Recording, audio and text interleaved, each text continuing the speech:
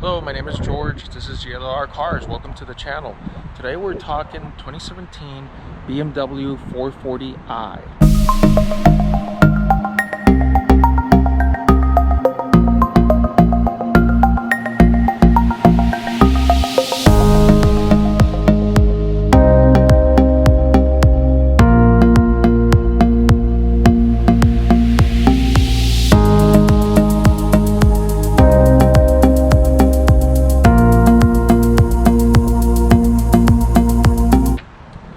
Last time that we were talking about adding a car to the fleet, this was the intended car. Between then and now, a different car was added to the fleet. Well, I guess that's a relative term. I wouldn't say added, but replaced is a better word. That Ford Fusion video, and I'll put a link to that in the description.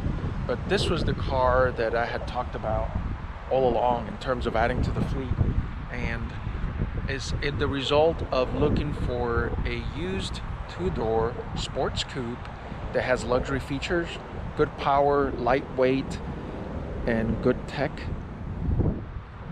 In that review, I talked a little bit, or not review, it was more like just a discussion on, adding a car to the fleet. But in that one, I was talking a little bit about this compared to the BMW C-Class Coupe, the Audi A5, the Lexus RC, and why I came at the conclusion that this would be the car. Finally got it, and I'll go in another video more about, I eat my own dog food. I talked about how you can buy a car for good money and not spend a whole lot. Well, first of all, I always buy them used. This is a 2017 model, so it's 2 years used, 19,000 miles, and this car has certain upgrade packages that I'll go over.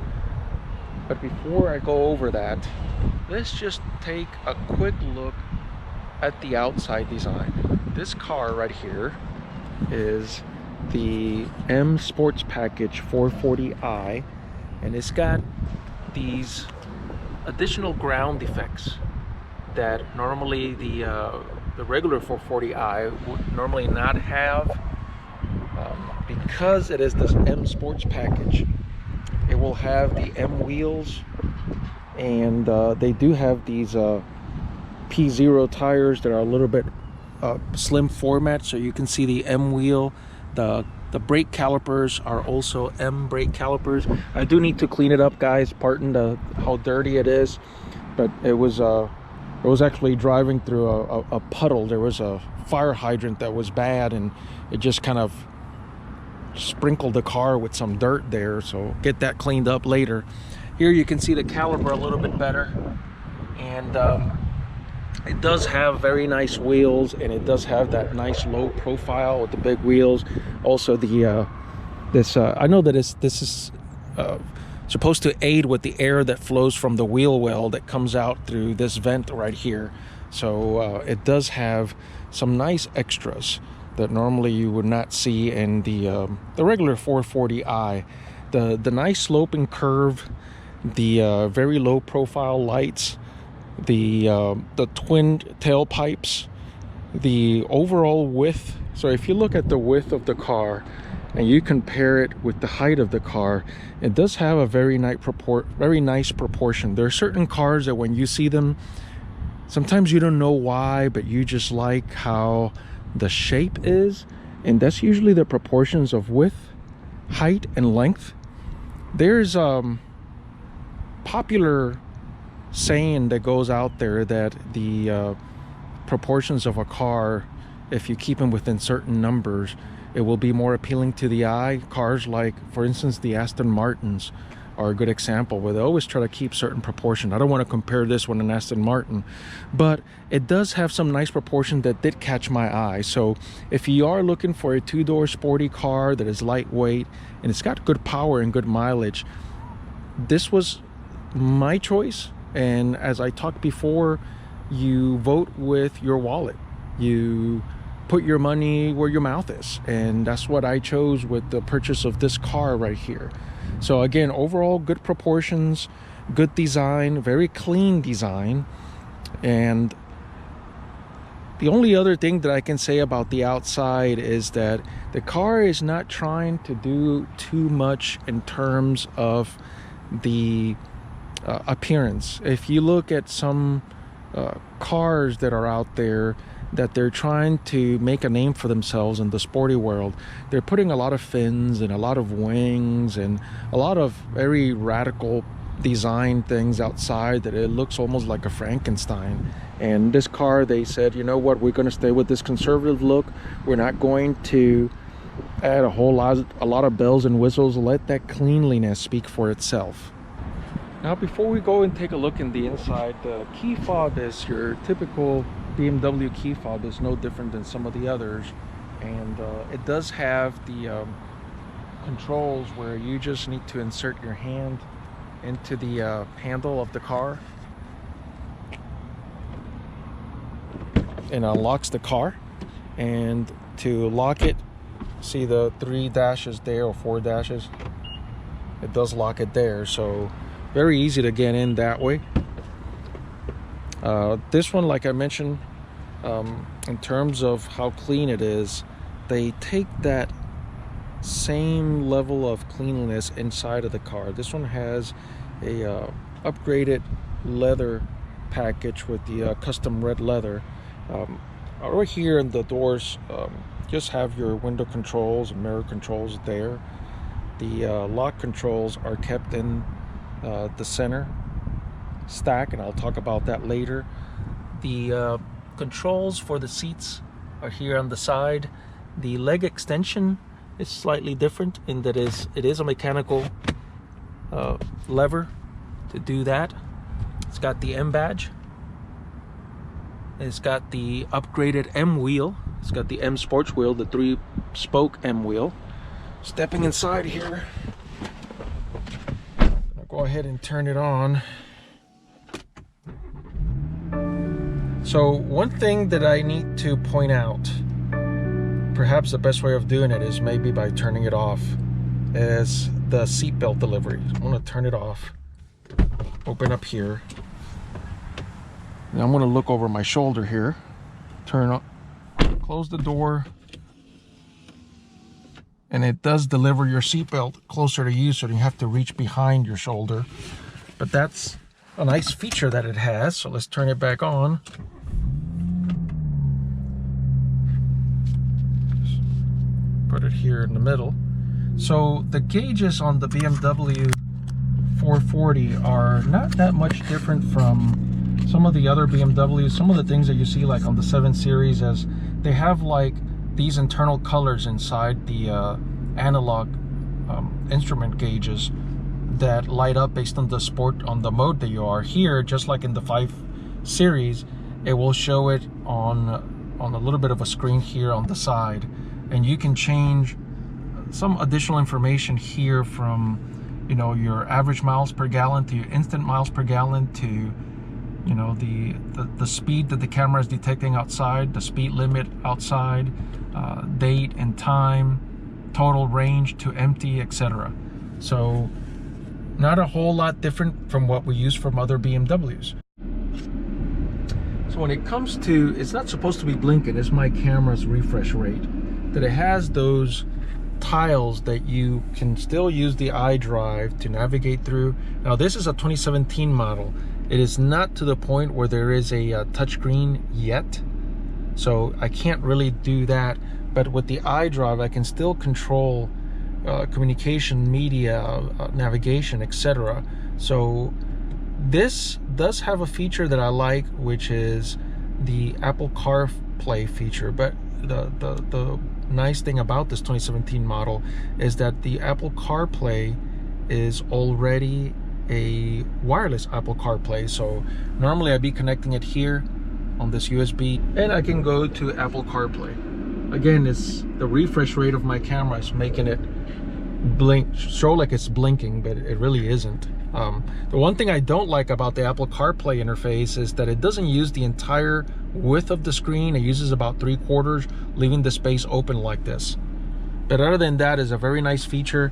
The controls here for these are not really radar controls. These are shortcut controls for anything from maps to yeah, you can use it for a preset station to settings that you want to see in the car. Your temperature controls are no different than what you're used to. It does have cup holders over here. Again, on the 5 and 7 series, this is not a slider, but rather something that you touch is magnetic, and it slowly opens, a little bit more stylish, and is made out of wood. Here are the modes, the driving modes, and the whether you want to deactivate the slippery the slippery control. These are the cameras that are in the front of the car, so when I hit that, it will show the 2 cameras that are right when you're about to touch a curb. You get to see where it's at. The other one is the one for the parking sensors, which is really 2 different type of cameras. One is 360 degrees, and the other one, go back here, and I can change it to just rear view. So I can swap between the 2. I usually just put it on this one because it does allow me to see right behind it. And again, those other 2 cars have it. In the case of this car, it is an option, but it does have it. It does have the sunroof. It's got all of the controls here. The only difference is that it has a manual cover for the sunroof and moonroof. So you can open it like a moonroof, you can slide it like a sunroof. As such. And very comfortable. It's got all the creature comforts and that any car you would want. I can tell you that for a car that is meant to be a 2-door car, I really don't care much about the back seats, but it does have plenty of room. One passenger that I've had in the back, and I'm going to go ahead and move back there, mentioned to me that I used to have another sports car, and it was a 2-door sports car, and when I had this passenger who had to sit in the back, she was able to tell me that the back seat area was actually smaller, and it was a car of similar size. So I'm gonna go ahead and move back there and see what it's like. So taking a look in the back seat, the first thing to notice is it does have a flip lever to just move the backrest. It also has this electric button to just slide the chair forward, so that one can step in. And first thing to point out is that, let's do this. Let's go ahead and move it back. So again, if I think about my position, if I'm a passenger here, I am not really cramped. If you look at some other cars of a similar size, like let's say like a Ford Mustang, for instance, it is a little bit more cramped. In this case, that's not it. You still have a couple of air conditioning slots there. You have a pocket here for just putting different items. It is not meant for a middle passenger. It's only meant for 2 passengers back here. And because you can get away by making these indentations where the person sits, it's actually a little bit more comfortable. You still have speakers, a little bit of an armrest back here. You got another armrest here that flips down, and then you can basically access 2 cup holders there. So very, very comfortable car in the back. First impressions, if I look at the acceleration,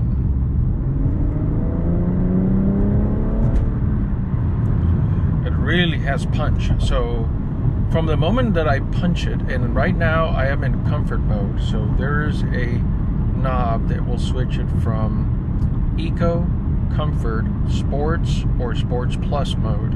In Comfort mode, it is somewhat of a balanced driving mode where the gear in which the transmission rides is a little bit higher gear, but when you punch it, it will detect that and lower it to lower gear, but it does have punch, such as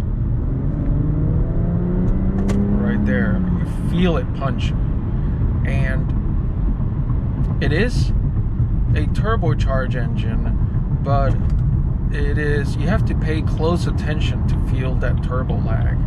It has got a delivery that is very smooth. It's very punchy. I think that it's raw and aggressive. But what I mean with smooth is in the sense that you have to be very observant. to be able to see when the turbocharger kicks in. So because you already have that initial thrust of power that delivers that torque, then the turbocharger kicks in.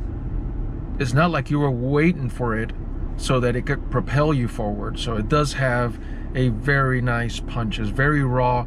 Because the car is lightweight, it really moves the car quite a bit. So this engine is an engine that they put in the BMW 7 Series. The 740i has the exact same inline six as this small two-door sports coupe. So my idea behind a car like this, a two-door small coupe sporty, was to find something light, something that an engine will be able to punch it, move it very quickly, be very agile, and that's what this car is.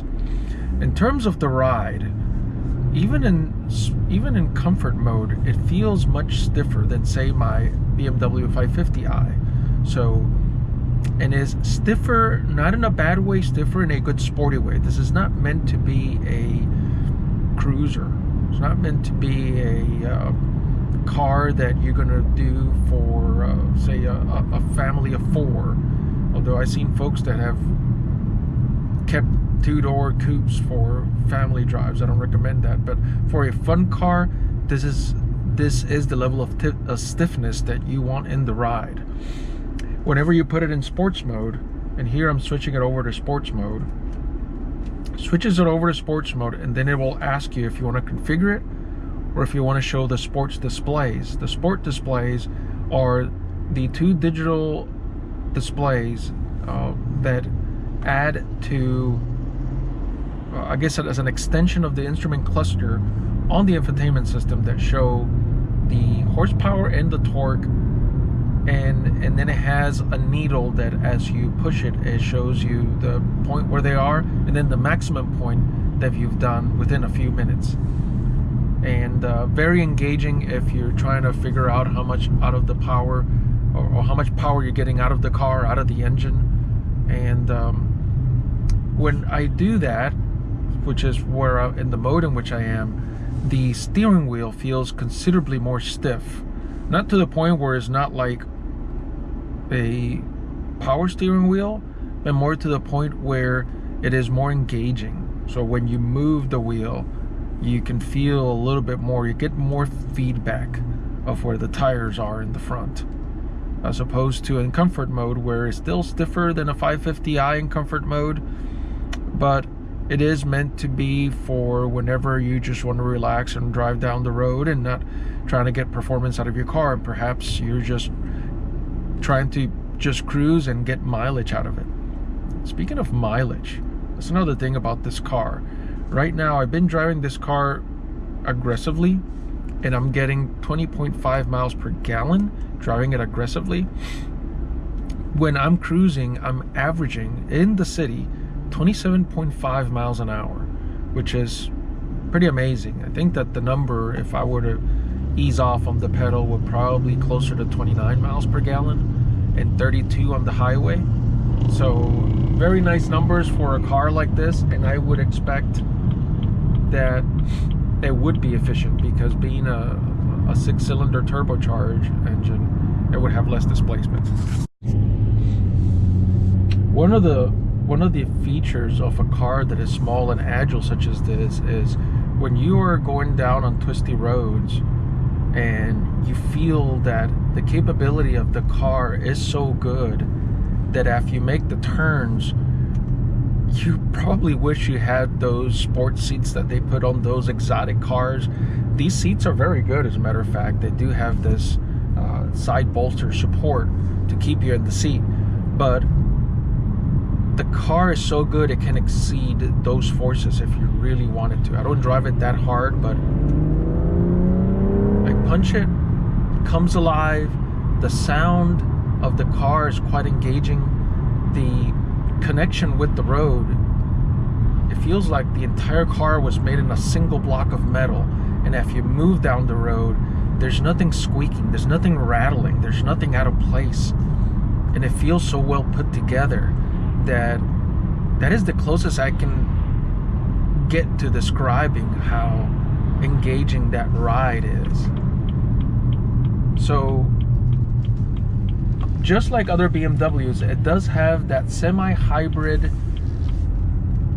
feature where when you are coasting and you let go of the accelerator, the car uses some of that kinetic energy to charge back the battery. So it is a feature that comes in most BMWs nowadays, and it's a feature that I like very much because it doesn't need to be using the alternator at all times, especially when you're needing to use your power to get some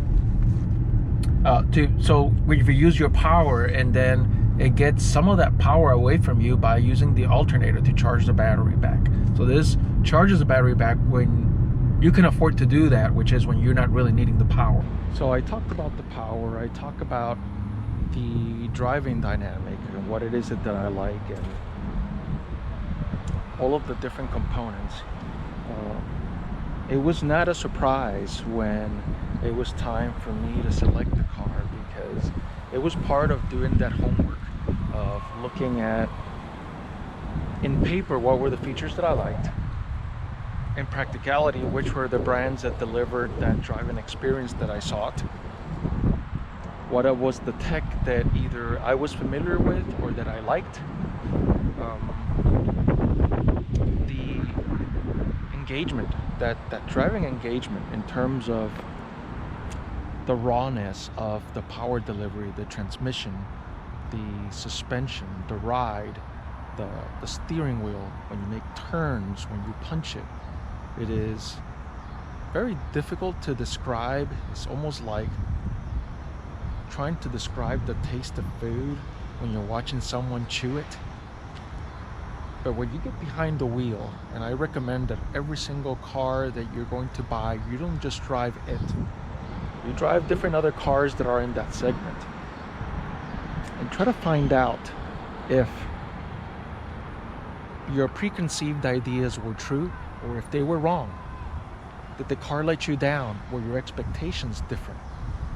Sometimes you can tell the difference right away from the moment that you drive a car. Sometimes those differences are more subtle. Case in point, an Audi. An Audi is a very good car. A car that I actually considered very seriously, the A5, to buy prior to buying this one.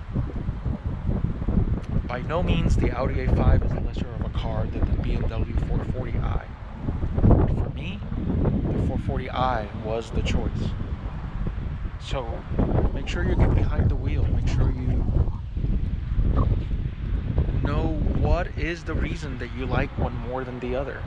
In the case of the Audi, the tech is better. I talked about that in another video. The design is about on par. But for me, the driving experience was better. Keep that in mind. Make your decisions wisely.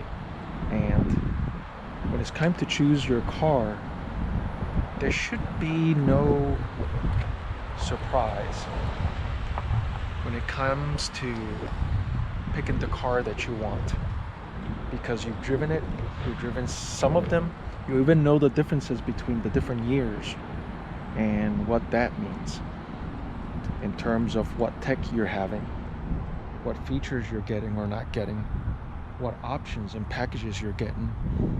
And all this plays a big role into the car that you want. This car is more of a weekend car, selfish car, I called it. But in the end, it's a car that for a person who is either not yet have a family, or does have a family but now can afford to be selfish, or can have a second or third or fourth car, whatever you be, if it's a fleet or whatever it may be. This segment is a segment that is very competitive and is not going away. The four-door sedan is being impacted by the SUVs. These are not. So consider a car such as this in the future, because it will not let you down. My name is George. This is GLLR Cars. And as always, drive safe.